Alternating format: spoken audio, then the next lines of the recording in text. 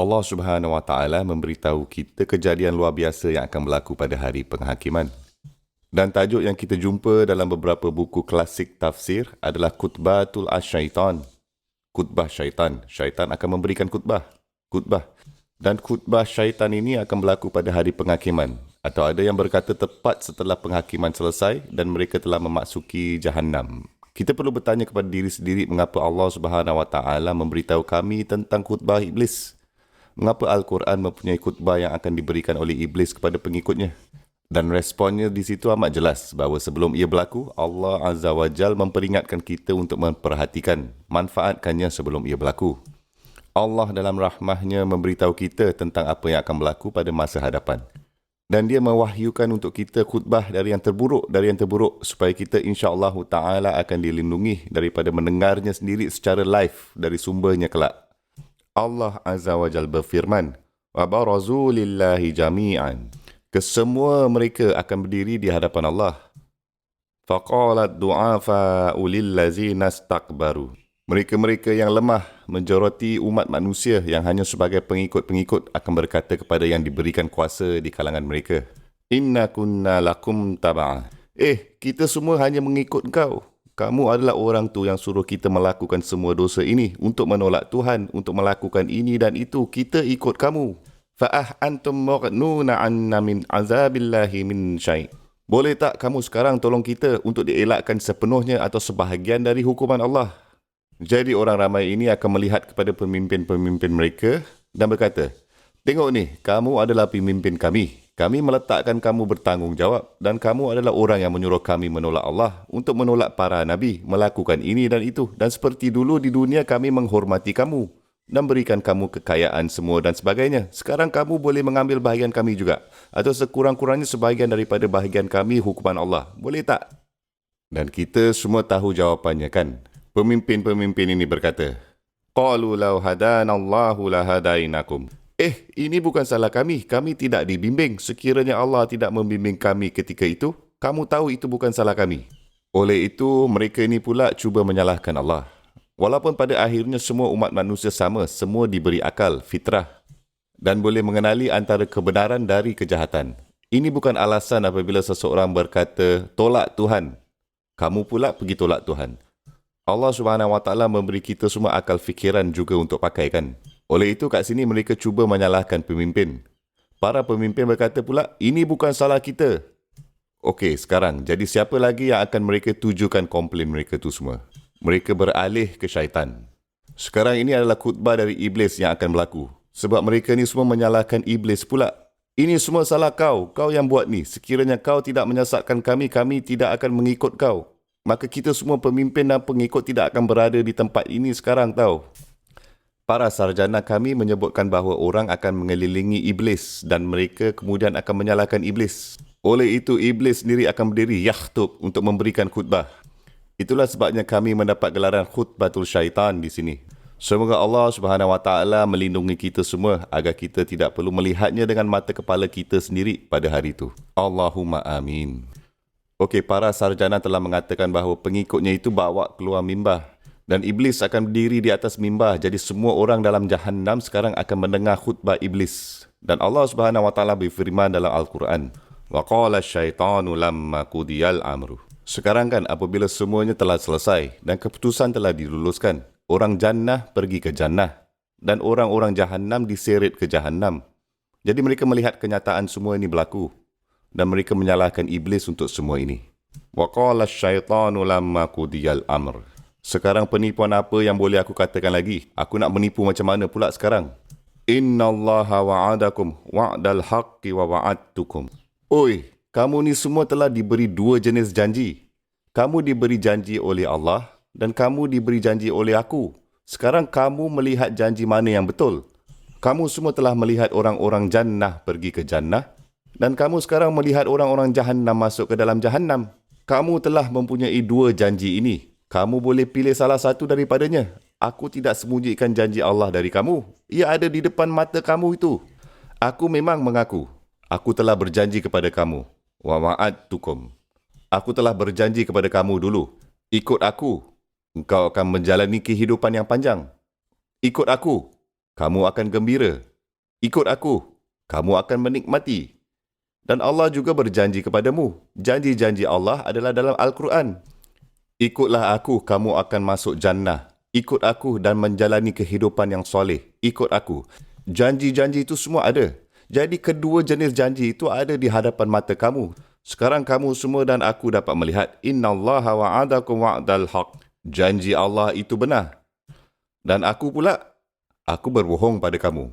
Iblis kemudian akan berkata, kamu mengelilingi aku, kamu semua menuding jari kepada aku, fala talumuni walumu anfusakum. Jangan salahkan aku, salahkan diri sendiri itu. Tahu kenapa? Wa ma kana li 'alaikum min sultanin. Aku tak ada apa-apa kekuatan pun atas kamu. Aku tak mempunyai kekuatan untuk memaksa kamu untuk tidak taat kepada Allah. Aku tidak dapat mengawal kamu dan kemudian kamu menjadi seperti zombie dan robot. Betul tak? Kan? Wa ma kana li 'alaikum min sultanin. Tapi aku ada mempunyai satu seni. Dan seni penipuan. Seni berbohong. Wa ma kana li 'alaikum min sultanin illa an da'autukum fastajabtum. Yang aku buat hanyalah memanggil kamu, menyuruh kamu mengikut aku, dan Allah menyuruh kamu mengikut Dia. Kedua janji itu ada, dan kamu semua itu telah memilih untuk mengikut aku. Aku tak paksa pun kamu untuk mengikut aku. Pada akhirnya dia akan berkata, Ma ana bimusrihikum wa ma antum bimusrihi. Dan pada tahap ni sekarang, aku dan kamu semua berada di Jahannam. Aku tak dapat menolong kamu dan kamu juga tak dapat menolong aku. Tak ada apa benda pun yang aku boleh buat untuk kamu dan kamu juga tak boleh buat apa-apa pun untuk aku. Apa gunanya lagi nak salah-salahkan aku pula? Inni kafartu bima asyraktumuni min qabl. Aku akan melakukan kufur dengan syirik kamu semua. Itulah dikatakan oleh iblis. Apakah maksudnya di sini? Aku akan melakukan kufur, bermaksud aku akan menolak. Aku akan memutuskan hubungan dengan syirik kamu, bermaksud dengan penyembahan kamu kepada aku. Okey sekarang, adakah orang menyembah iblis? Penyembahan yang mereka lakukan adalah mematuhinya. Penyembahan yang mereka lakukan adalah mempercayainya. Penyembahan yang mereka lakukan adalah untuk mengikuti apa-apa saja yang iblis mahu mereka buat. Dan itu adalah jenis ubudiyah, sejenis ibadah. Sebenarnya intipati ibadah adalah untuk mentaati, adalah untuk mematuhi. Sami'na wa ata'na. Oleh itu, iblis memanggil ketaatan kepadanya sebagai penyembahan. Aku sendiri adalah kafir dari syirik kamu. Bermaksud, aku tak mengakuinya. Aku tak ada kaitan dengannya. Dan aku tak akan menolong kamu atau memberi manfaat atau membahayakan kamu. Dan aku sekarang menjadi berkecuali. Aku neutral. Aku melepaskan diri dari apa-apa kaitan dengan kamu semua. Jadi sekarang, jangan kacau aku. Aku sendiri kena fikirkan diri aku kat Jahannam ni. Dan kamu sendiri mesti memikirkan sendiri diri kamu tu. Sebab sesungguhnya zalimun, orang-orang yang zalim yang telah menzalimi diri mereka sendiri, sesungguhnya orang-orang yang berdosa itu sekarang semua akan menghadapi siksaan yang menyakitkan, yang tidak dapat dibayangkan. Ibnu Al-Qayyim menulis di salah satu bukunya, Syafa'alil. Dia mengatakan bahawa kadang-kadang orang berkata, apakah hikmah Allah SWT menciptakan iblis? Apakah hikmah dalam penciptaan iblis itu? Dan apa yang dikatakan dalam bukunya adalah Allah SWT dalam rahmahnya, dia menunjukkan kejahatan dalam sifat kepribadian, dalam sebuah entiti. Sekiranya Allah Azza wa Jal mengkehendaki, kejahatan tidak akan berada dalam sebuah entiti tertentu. Hakikat bahawa ia adalah sebuah entiti, ia sebenarnya menjadikan anda lebih sedar. Ia membuatkan anda lebih berhati-hati. Anda tahu apa yang harus diperjuangkan. Berjuang untuk melawan syaitan. Inna syaitana lakum aduun. Allah berfirman, syaitan adalah musuhmu. Fattahizuhu aduwa. Buatkan dia sebagai musuhmu. Dan dari itu adalah hikmah cerita bapa kita Adam AS dan Iblis. Ada hikmah bahawa ayah kita dihasut oleh Iblis, bahawa Iblis menyebabkan kejatuhan ayah kita. Sesiapa yang merosakkan keluarga kita, kita akan marah kepadanya. Sesiapa sahaja yang mengetawakan keluarga kami, sesiapa yang mendatangkan kesusahan kepada ayah saya, kepada ibu saya, dia akan menjadi musuh. Oleh itu, ketika entiti iblis menyebabkan kejatuhan kita, bagaimana kita tidak boleh membencinya, kan? Bagaimana kita tidak boleh menghina dia? Bapa kandung kita dicederakan oleh iblis, diusir dari jannah kerana iblis. Bagaimana mungkin kita tidak mempunyai permusuhan? Itu adalah hikmah Allah. Bahawa entiti itu masih hidup sekarang. Iblis yang sama, bukan hanya keturunannya. Iblis yang sama yang melakukan apa yang dia lakukan, itulah musuh kita. Dan kita harus berhati-hati supaya jangan membawanya sebagai kawan tetapi sebagai musuh. Dan Allah Subhanahu Wa Taala menyebutkan tentunya dalam kisah Adam AS dalam setengah dozen ayat. Begitu banyak kali disebutkan di dalam Al-Quran. Dan dari situ kita perlu berfikir, mengapa kisah Adam AS disebutkan berkali-kali? Kisah iblis dan hasutan iblis berkali-kali. Kerana Allah Azza wa Jal mengkehendaki kita untuk tahu realiti iblis. Dia berbohong kepada ayah kita Adam AS. Dia berbohong kepadanya terus ke wajahnya dan dia berkata, Allah telah menyuruhmu untuk tidak memakan dari pokok ini kerana Allah tidak mahu memberikan kamu kehidupan kekal. Pembohongan terang-terangan belaka. Sekiranya kamu makan dari pokok itu, kamu akan hidup selama-lamanya. Bohong. Dia berbohong terus ke wajah Adam AS. Dan ayah kita Adam AS seperti kita percaya pula hasutannya. Dan dia tergelincir. Seperti kita tergelincir ketika kita mempercayai iblis. Dan iblis kemudian berkata, nasiblah kau, aku berjanji. Allah berjanji. Kamu percaya janji aku dan bukan janji Allah. Dalam satu ayat Allah Azza wa Jal mengatakan bahawa setelah syaitan diusir, syaitan berkata kepada Allah, Qala fabima aghwaytani la aq'udanna lahum siratakal mustaqim. Ya Rabb, kata iblis. Ironinya kan, bahkan iblis mengakui Allah sebagai Rabb. Walaupun dia menghasut manusia dalam menolak Allah sebagai Rabb. Fikirkan perkara itu. Iblis sendiri mengakui Allah sebagai Rabb.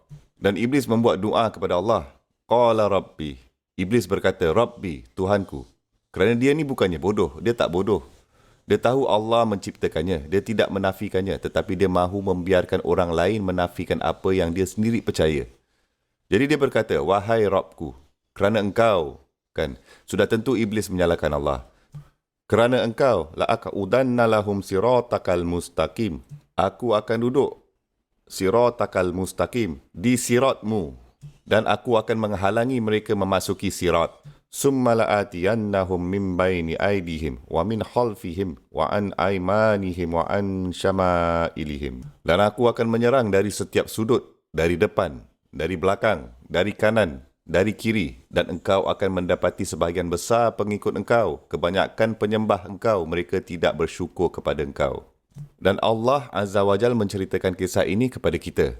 Kita tidak berada di sana, tetapi Allah Subhanahu Wa Taala telah memeliharakan permulaan cerita kemanusiaan, seperti juga dia ceritakan pasal pengakhiran kemanusiaan di masa hadapan, supaya kita tahu siapa itu sebenarnya musuh utama kita. Ibnu Al-Qayyim juga menyebutkan hikmahnya dari penciptaan iblis ialah bahawa iblis adalah satu manifestasi dari kuasa Allah Subhanahu Wa Taala. Dari situ kita dapat melihat kepada ciptaan-ciptaan Allah, semua jenis entiti, kesempurnaan ciptaan Allah. Dia mempunyai yang terbaik dari yang terbaik. Dia mempunyai malaikah, dia mempunyai Jibril AS. Dia mempunyai malaikah, dia mempunyai jin, dia mempunyai syayatin dan dia juga mempunyai iblis. Oleh itu, iblis menjadi satu manifestasi, percaya atau tidak, kepelbagaian ciptaan dan kuasa Allah Subhanahu Wa Taala. Dan kita belajar bahawa semua makhluk Allah bergantung kepada Allah, bahawa makhluk dapat menyerang ciptaan lain. Tetapi apabila makhluk ada bersama Maha Pencipta Khalik, apabila makhluk menghadap kepada Allah Subhanahu Wa Taala, maka tidak ada yang dapat mengatasi kekuasaan Allah Subhanahu Wa Taala. Jadi hikmah dari penciptaan iblis ini juga memanifestasikan dalam diri kita untuk menghadap Allah Subhanahu Wa Taala untuk mencari dan mendapatkan perlindungannya. Kerana kita sedar bahawa kita tidak akan dapat melindungi diri kita sendiri tanpa Allah Subhanahu Wa Taala. Sekarang satu perkara lain di sini juga, apa perbezaannya antara syaitan dan iblis? Sebenarnya, istilah syaitan lebih luas dan syaitan berasal dari syaitan dan syaitan bermaksud semua orang yang menyebabkan anda sesat jauh. Oleh itu, syaitan adalah entiti apa-apa pun yang menyebabkan anda sesat jalan. Mana-mana entiti yang menjadi pemimpin kejahatan dan mana-mana entiti yang menjadi seseorang yang memujuk orang lain untuk pergi jauh dari siratal mustaqim, jalan yang lurus. Dan dalam Al-Quran kita belajar bahawa syaitan bukan hanya istilah untuk pengikut iblis dari kalangan jin. Ada juga syayatin wal insi wal jin. Syayatin dari kalangan manusia dan syayatin dari kalangan jin. Jadi istilah syaitan juga boleh dipakai untuk manusia dan juga kalangan jin. Sudah tentu majoriti syayatin adalah dari kalangan jin. Sekarang dengan cara saya mengatakan ini dalam kuliah sebelumnya yang saya berikan, bukan setiap jin adalah syayatin. Jin adalah ciptaan seperti kita dan ada jin Muslim, ada jin yang soleh, ada jin yang baik. jin yang menyembah, dan ada juga jin yang jahat. Dan jin yang jahat ini disebutkan syayatin. Tetapi ada juga syayatin di kalangan manusia juga.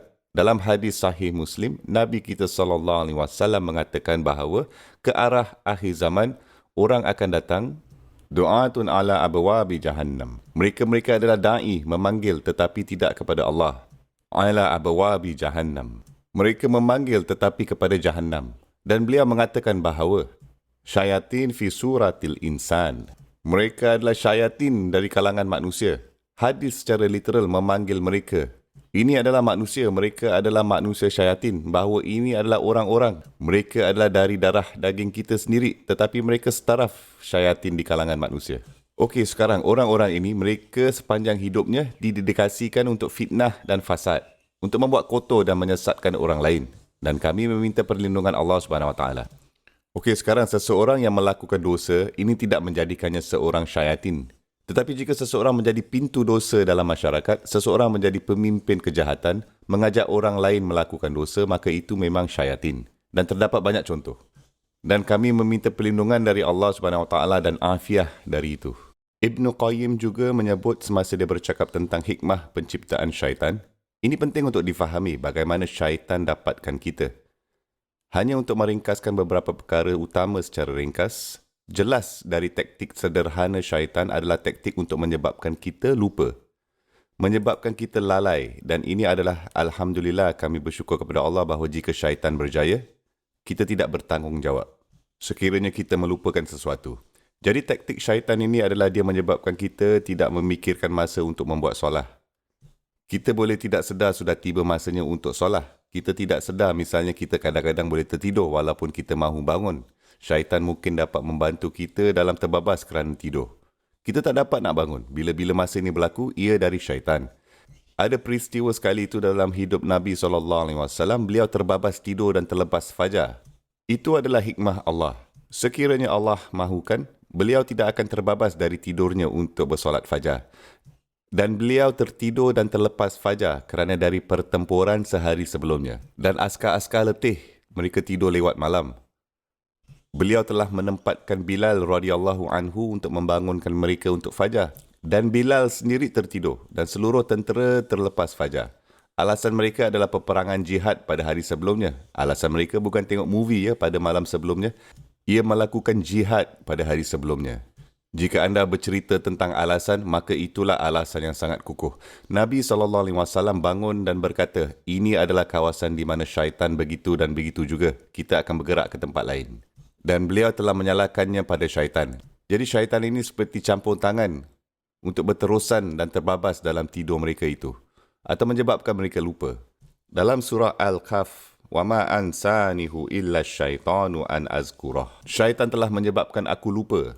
Jadi taktik syaitan yang macam ini, walaupun ia berkesan dalam erti kata bahawa kita tidak melakukan perbuatan baik itu, kita tidak akan dipertanggungjawabkan. Dan Allah SWT akan mengabaikan dan mengampuni. Tapi sudah tentu taktik utama syaitan adalah waswasa. Dan itu adalah berbisik. Waswasa bermaksud berbisik. Dan waswasa syaitan ini, ia adalah untuk menanam di hati kita idea yang tidak seharusnya ada di situ. Dan ini adalah taktik yang sangat jahat. Fikirkan mengenainya. Hati kita suci. Kita tidak mahu ingkar kepada Allah SWT. Hati kita telah diciptakan untuk menyembah Allah SWT. Laqad khalaqnal insana fi ahsani taqwim. Kami mahu mendirikan solat. Kita mahu menikmati nilai keagamaan. Tetapi syaitan datang dan dia melemparkan sesuatu ke dalam hati kita. Dan dia menyebabkan kita memikirkan sesuatu yang kita tidak pernah terfikir untuk melakukannya. Dan dia terus bertahan dalam usaha untuk mendorong kita melakukan dosa. Dan betapa jahatnya itu kan. Kita tidak akan mahu melakukan dosa. Dan ini biasanya berlaku. Apabila pemikiran jahat datang dan pemikiran itu sendiri buat kita terperanjat. Seperti, dari mana pula ini datangnya pemikiran macam ini? Bagaimana aku dapat memikirkan macam ni? A'udzubillah. Kamu sendiri jijik dengan apa yang ada di kepala kamu yang anda fikirkan. Tetapi anda fikir yang anda memikirkannya, tetapi bukan anda yang berfikir itu. Syaitan yang membuangkannya ke dalam kamu. Itulah sebabnya wujudnya syaitan sebenarnya menyedarkan kita bahawa Alhamdulillah hati kita insya-Allah secara umumnya hati kita suci. Oleh itu kami menyalahkan syaitan untuk sebahagian besar kejahatan kita. Bukankah ini hikmah dari Allah Subhanahu Wa Taala? Apabila Yusuf alaihissalam, apa yang berlaku dan dia diselamatkan pada akhirnya. Apa yang beliau telah katakan? An-nazagha syaitanu baini wa baina ihwat. Itulah syaitan yang menyebabkan abang-abang aku untuk melakukan apa yang mereka lakukan. Betapa indahnya hikmah ini. Dan Ibnu Qayyim menyebutkan perkara ini bahawa kita menyalahkan syaitan atas kejahatan. Bukan abang saya yang melakukan ini, syaitan menyebabkan dia yang melakukannya. Taktik yang indah kan, bahawa anda menyalahkan syaitan kerana dia layak dipersalahkan. Dialah yang melakukannya. Maka kemarahan anda bukan pada saudara Muslim anda. Kemarahan anda bukan kepada seseorang yang melakukan sesuatu. Sebaliknya, pada syaitan yang membisikkan kepada mereka, yang melakukan waswasa itu. Oleh kerana itu, hati anda boleh suci terhadap saudara dan saudari Muslim anda dan anda boleh menyalahkan syaitan. Oh, syaitan menyebabkan mereka mengatakan itu. Syaitan menyebabkan mereka tergelincir. Syaitan menyebabkan mereka untuk bercakap belakang. Sebaliknya, jikalau tak sebabkan syaitan, mereka tidak akan melakukannya. Dan sebenarnya selalunya ini berlaku. Itulah sebabnya ia adalah hikmah yang terhebat kewujudan syaitan ini. Bahawa kita menyalahkannya untuk kejahatan dan bukan manusia. Subhanallah. Taktik syaitan ini sebenarnya ditunjukkan dalam keadaan dunia kita sekarang ini. Cuba lihat keadaan global, lihat keadaan domestik. Taktik syaitan yang paling buruk adalah untuk memecah belahkan umat Islam, menyebabkan perpecahan. Inna syaitana yanzaghu bainahum. Syaitan menyebabkan mereka berpecah belah. Syaitan menyebabkan perpecahan. Nabi kita SAW mengatakan bahawa perpaduan adalah dari Allah Subhanahu Wa Taala dan furqah atau ikhtilaf berasal dari syaitan. Allah Azza wa Jal adalah mu'alif al-qulub. Dia menyatukan hati. Perpaduan datang dari Allah Subhanahu Wa Taala. Dan syaitan ini yang memecah belahkan orang. Dan ini adalah taktiknya yang paling berbahaya kerana seperti Nabi kita SAW mengatakan bahawa serigala hanya menyerang kambing yang kesepian. Apabila ada sekumpulan kambing, serigala tidak datang menyerang. Dan rujukan di sini adalah untuk kita dipecahkan. Dan kita melihat keadaan semasa tanpa bercerita pasal politik, tetapi anda tahu apa yang berlaku di seluruh dunia. Saya tidak bercakap mengenai satu kelompok, saya bercakap mengenai keseluruhan ummah. Wa'iyazubillah wallahu musta'an. Berapa banyak di antara kita telah berpecah. Umat Islam di sana, umat Islam di sini membuat sempadan artificial. Kerana ini mereka berperang, kerana ini apa yang sedang berlaku. Dan pada hakikatnya syaitan memberontak. Allah Azza wa Jal adalah satu-satunya yang menyatukan. Syaitan pula adalah yang memisahkan. Dan kita harus sentiasa ingat saudara-saudari. Inna kaidash syaitani kana dha'ifah. Sesungguhnya rancangan syaitan itu sangat-sangat lemah. Jadi apa yang diberitahu oleh Al-Quran dan Sunnah kepada kita tentang bagaimana kita dapat melindungi diri kita sendiri dari syaitan. Secara ringkasnya, beberapa cara utama kita dapat melindungi diri kita dari syaitan. Cara yang paling penting untuk melindungi diri kita dari syaitan adalah untuk mengembangkan keikhlasan di hati kita. Ya? Perkara yang paling berkesan untuk melindungi diri kita dari syaitan adalah dengan mempunyai keikhlasan. Dan kita mengembangkan keikhlasan itu dengan melakukan ibadah secara berterusan, jauh dari mata orang. Al-Quran, zikir, salah, amal dan tidak ada yang melihat selain Allah. Dari situ keikhlasan dapat dikembangkan. Dan dalam Al-Quran, syaitan sendiri mengatakan bahawa wala ughwiyannahum ajma'in. Aku akan menyebabkan mereka semua tersasar dari jalan, sesat. Illa ibadaka minhumul mukhlisin. Kecuali hamba-hamba engkau yang mempunyai ikhlas. Aku tidak boleh menyebabkan mereka tersasar atau sesat. Jadi syaitan sendiri mengakui bahawa ada satu kumpulan yang aku tidak mempunyai kuasa dan mereka adalah mereka-mereka yang mempunyai keikhlasan. Okey, juga cara kita dapat melindungi diri kita sendiri terhadap syaitan adalah kasratul zikir dan kasratul isti'adzah. Sentiasa melakukan zikir dan selalu cari perlindungan dengan Allah Subhanahu Wa Taala dari syaitan. Allah berfirman dalam Al-Quran, bila-bila pun anda merasakan bisikan syaitan, bila-bila masa anda merasakan kecenderungan itu, fasta'iz billah innahu huwas sami'ul alim. Carilah perlindungan Allah. Memang Allah Maha mendengar dan Allah Maha mengetahui dan Maha melihat. Okey, jadi kasratu zikir. Bila-bila masa kita memasuki tandas, kita katakan a'udzubillah. Setiap kali kita memasuki rumah, kita berkata bismillah. Setiap kali sesuatu berlaku, kita menyebut nama Allah Subhanahu Wa Taala. Menyebut nama Allah. Ia mengurangkan ego syaitan dan menyebabkan syaitan melarikan diri. Dia akan lari di mana nama Allah Subhanahu Wa Taala disebut. di mana seruan azan dilaungkan, di mana Al-Quran dibacakan. Syaitan akan melarikan diri dari rumah itu. Seperti yang dikatakan oleh Nabi SAW, syaitan melarikan diri dari rumah di mana surah Al-Baqarah dibacakan. Begitu banyak zikir. Dan tentu saja Quran adalah zikir terbaik. Dan tentu saja dalam salah satu hadis yang indah di Sunan Al-Tirmizi, di mana seorang wanita berada di atas unta dan unta mendongak ke belakang dan wanita itu berkata, La'natullah ala syaitan. Laknat kepada syaitan. Kerana dia telah menyebabkan menakutkan unta ini. Maka Nabi SAW berkata, jangan katakan ini. Kerana apabila kami mengatakannya, ego syaitan menjadi lebih besar. Dia menjadi lebih besar dari sebuah rumah. Sebaliknya kamu ucapkanlah Bismillah. Sebutkan nama Allah SWT. Dan apabila anda menyebut nama Allah SWT, syaitan akan menyusut jadi kecil. Sehingga dia menjadi lebih kecil daripada zarah. Okey, jadi ini perkara yang menarik. Kena faham, untuk menyalahkan syaitan, untuk sesuatu dari dunia semula jadi tanpa mencari perlindungan Allah, tanpa mengatasinya. Okey, tengok ni. Yusuf AS misalnya menyebutkan kejadian masa lalu dan kemudian dia menggunakannya untuk memperbaiki abang-abangnya. Itu tak apa. Syaitan menyebabkan aku dan abang aku bertengkar. Oleh itu sekarang kita tidak akan berlawan lagi. Kita tak akan bertengkar lagi. Itu sesuatu dari masa yang lalu dan anda membuang jauh kesan syaitan itu. Tetapi dalam kejadian unta ini, dia membuat sesuatu yang mengaitkan insiden itu dengan syaitan. Dan kejadian itu berlaku. Jadi syaitan terasa, oh aku sekarang yang sedang dipersalahkan ini. Dia suka macam ni. Dalam yang satu ni, egonya menjadi besar. Ini berbeza dengan cerita Yusuf kerana Yusuf AS menyalahkan syaitan, kemudian dia menyingkirkan kesan syaitan. Kerana syaitan, kita berlawan, kita bertengkar. Oleh itu, kita tidak akan bertengkar lagi. Oleh yang demikian ini, fahamlah perbezaan antara keduanya, ya. Jadi dalam kes ini, wanita itu menyalahkan syaitan. Dan kemudian tu berhenti di situ saja. Nabi SAW berkata, apabila kamu menyalahkannya seperti itu, dan anda tidak mengatasinya, maka anda akan menjadikan egonya sangat besar. Jangan buat macam itu. Sebutkan saja Bismillah. Sebutkan nama Allah SWT dan egonya menjadi hampir tidak wujud. Dia akan hilang. Okey? Okey, apa perkara yang kedua? Selalu melakukan zikir. Nabi kita SAW mengatakan bahawa zikir pada dasarnya adalah hisnun hasin. Ia adalah sebuah kubu pertahanan yang dilindungi, yang melindungi anda dari syaitan. Oleh itu yang pertama kita menyebut ikhlas, nombor 1. Dan itu bermaksud memperbanyakkan perbuatan baik, perbuatan amal jauh dari mata orang.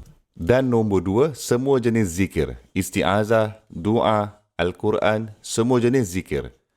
Dan yang terakhir pula yang akan kita sebutkan adalah untuk tetap bersama orang Islam yang lain. Untuk mempunyai persahabatan yang baik. Untuk selalu berada di samping orang-orang yang soleh. Kerana ketika anda terputus dari orang-orang yang soleh, semasa anda bersendirian, maka syaitan merasa lebih mudah menyebabkan anda tergelincir. Sebaliknya ketika anda selalu berada di sekitar umat Islam, dan itulah sebabnya masjid sangat penting, Jumaah sangat penting. Datang untuk solat sebanyak yang anda boleh. Solat Isyak dan Fajar sangat penting kerana anda mengelilingi diri anda dengan amal soleh dan itu adalah semua sejenis kubu pertahanan yang melindungi anda dari syaitan. Apabila anda jauh dari orang Islam dan orang Islam yang soleh, maka syaitan dapat melakukan serangan yang lebih hebat. Dan itulah sebabnya sekali lagi Nabi kita SAW menyebutkan bahawa syaitan menyerang kambing biri-biri yang tinggal seorang. Dan beliau juga secara literal, untuk secara fizikal, menyuruh umat Islam bersama. Semasa beliau memasuki masjid dan beliau melihat semua orang duduk di satu sudut, beliau berkatakan, mengapa kamu semua berpisahan dengan cara ini? Inilah cara jahiliah. Mari bersama, kerana rahmat Allah datang kepada orang-orang yang bersama. Bermakna jika anda tidak bersatu bersama, rahmat Allah tidak akan datang dengan mudah dan syaitan mempunyai akses yang lebih senang kepada anda. Jadi secara fizikal pun, beliau mahukan orang Islam dan sahabat duduk bersama-sama. Seperti juga hati yang disatukan bersama sebagai satu ummah. Seperti juga perpaduan ummah yang satu dan bersama. Jadi semua ini adalah beberapa taktik yang diberitahu oleh Al-Quran dan Sunnah kita untuk melindungi diri kita dari syaitan. Subhanallah.